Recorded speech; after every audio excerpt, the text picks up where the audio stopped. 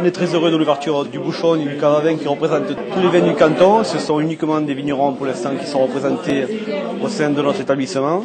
Nous avons à peu près entre 18 et 20 producteurs actuellement. On n'est pas encore arrêté complètement parce que le projet est tout neuf. On vient juste de le démarrer et on n'a pas pu visiter encore tout le monde. Il n'y a pas que les Côtes-du-Rhône, il y a aussi des vins de pays du Gard, vins de pays de 16. Nous avons aussi quelques amis du Vaucluse, du Châteauneuf-du-Pape et un Gigondas, pour histoire d'agrémenter un peu notre gamme. Nous avons aussi toute une gamme de champagne Gobillard. Et nous avons des vins de table, essentiellement en bag-in-box. Sébastien, on est amis depuis longue date, vu que tous les deux on pratique du handball. Du fait de cette amitié, on a lancé l'idée de Sébastien d'ouvrir un établissement, voici 2 ans ici. Et on ne trouvait pas de local. On s'est mis à chercher, on avait un peu abandonné l'idée.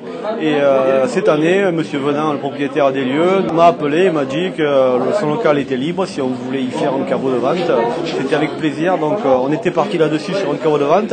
On s'est dit pourquoi s'arrêter à cela, dans la mesure où on voulait faire la promotion de tous les vins du canton, à l'instar un peu du système corse, qui font vraiment promouvoir leurs produits.